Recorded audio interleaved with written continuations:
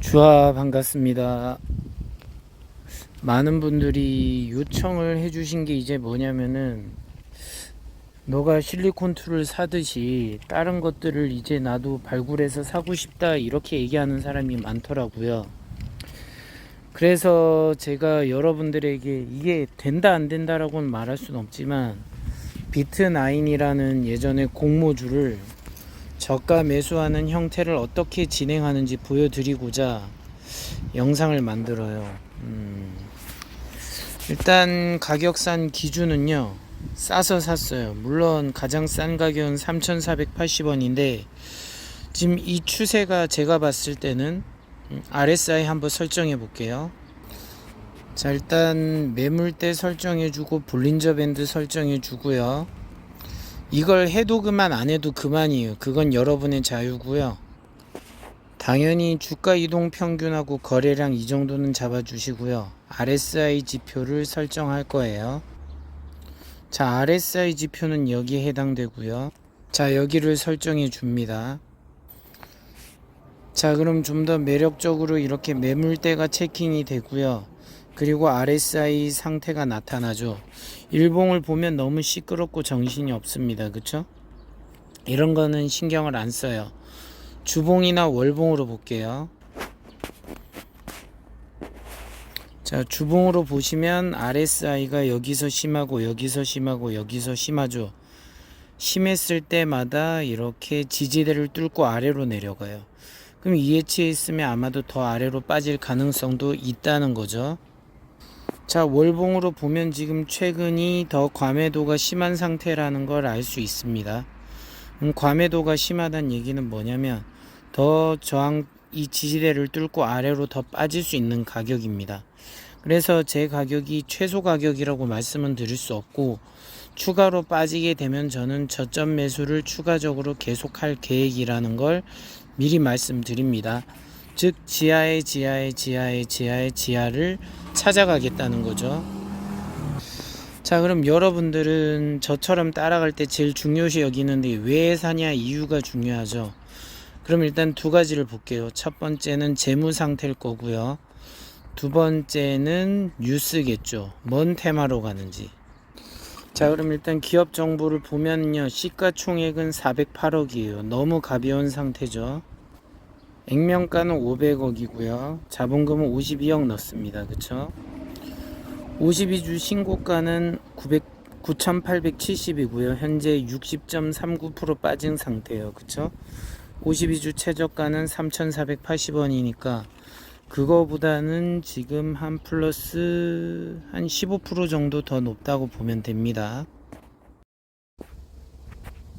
재무적인 내용을 보면 18년도에는 마이너스였고 19년도에 마이너스였죠. 영업이익만 보는 겁니다. 그리고 그 마이너스 폭이 20년에 최대로 줄어들었고 21년에는 플러스로 전환했어요. 그쵸? 보이시죠? 플러스 빨간색으로 체킹할게요.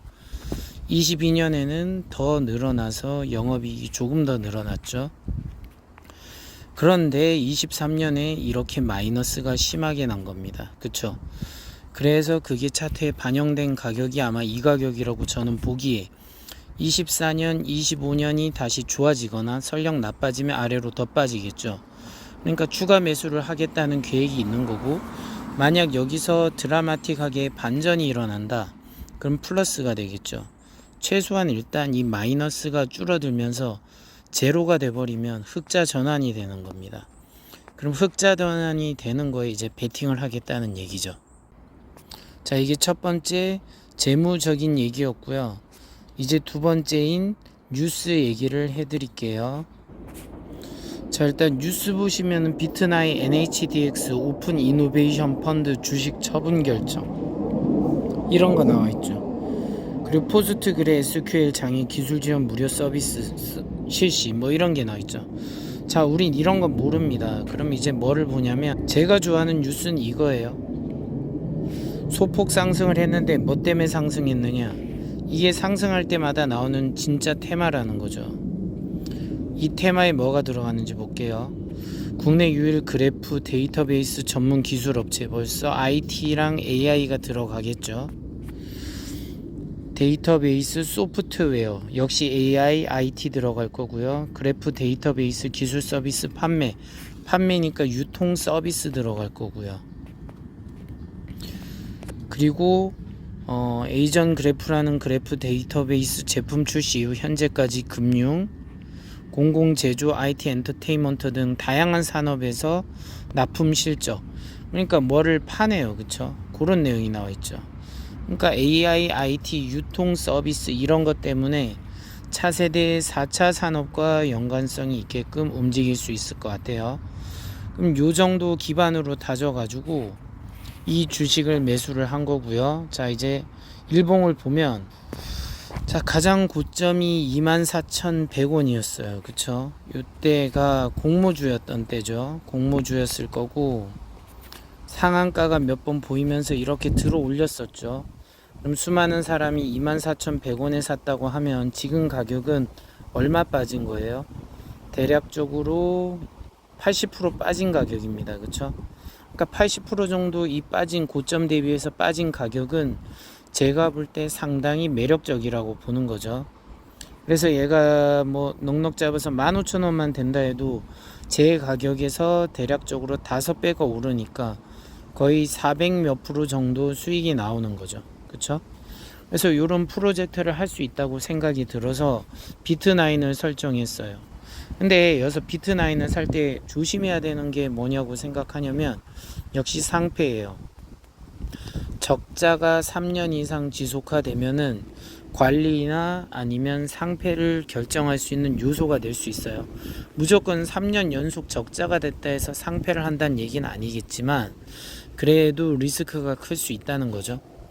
그래서 이 가격이 접근하는 게 쉽지 않을 것 같은 게 거래량이 적다는 겁니다. 그렇죠? 거래량이 적다는 건 여러분들이 사기 싫은 요소가 돼 있어요. 일단 관심이 없게 되고요. 그리고 가격이 안 좋죠. 가격이 여러분들이 볼 때는 이런 가격이 좋은 거지, 이런 가격은 줘도 사고 싶지 않은 가격이죠. 하지만 줘도 사기 싫은 그런 걸로 저는 실리콘2로 재미를 봤잖아요. 그쵸? 아직 재미를 뭐 다 본 건 아니고 아직 보유 중입니다만 비트9도 이와 똑같지 않을까 하고 생각해서 잡고 있고, 비트9 한 다음에 나중에 이제 공구음원을 또 이런 식으로 진행할 계획이 있습니다. 근데 이건 아직까지나 계획이고 일단 비트9의 화력을 좀 집중해 보려고 합니다. 천천히 매수할 계획인 이유가 지금 여기가 저점이라는 보장이 없습니다. 더 빠질 수도 있겠죠. 월봉상으로 보면 지금 과매도가 지속화됐으니까 더 빠질 수 있으면 3,480원 아래로 빠지면 2,000원대로도 갈 수 있거든요. 그럼 2,000원대로 가면 또 추가 매수를 할 수 있겠죠. 그리고 1,000원대로 만약에 간다, 그래도 추가 매수를 할 수 있겠죠. 물론 이렇게 되면 더 큰 리스크가 올 수도 있겠지만 그건 어차피 투자라는 게 리스크에 투자하는 거잖아요. 그쵸? 그 리스크에 투자해가지고 반등하는 기회를 노리겠다는 겁니다. 그래서 이거를 관찰일기식으로 작성을 할 계획이고요. 이 관찰일기를 하는데 여러분들이 이 매수 행위에 동참하라 얘기를 하지 않습니다. 왜냐? 위험할 수 있거든요. 여러분들은 인기 좋은 주식 위주로 하는 게 좋을 것 같고, 이렇게 위험한 모험적인 주식을 살 때는 여러분들은 그냥 관망을 하면서 만약 이게 좋아서 정말 터닝 포인트 돼서 제가 말한 대로 실리콘2처럼 재미를 봤다, 그러면 어느 정도 제가 하는 방식을 조금은 공부해서 따라갈 필요가 있다고 봅니다. 그러나 항상 말하지만 리스크가 뭔가요? 손해를 볼 수 있죠. 그 손해 볼 수 있는 거는 항상 생각을 해야 되기 때문에 마음의 준비가 안 되면 따라오시면 안 돼요. 왜냐? 투자는 결국 내가 선택하고 내가 책임지는 결과지 그 누구가 책임져 줄 수 없거든요. 그러니까 그 점을 잊지 않았으면 좋겠어요. 자, 이 정도로 오늘 비트9에 대한 첫 번째 관찰 일기를 마치겠습니다. 제 방송을 구독해 주시고 좋아요, 알림 설정해 주시는 모든 분들께 감사드리고요. 제가 영상을 만드는데 큰 동기부여가 되고 있습니다. 많은 분들이 응원해 주시고 실시간 채팅에도 참여를 많이 해 주시면 감사하겠습니다. 그럼 오늘 좋은 하루 되세요. 쭈안.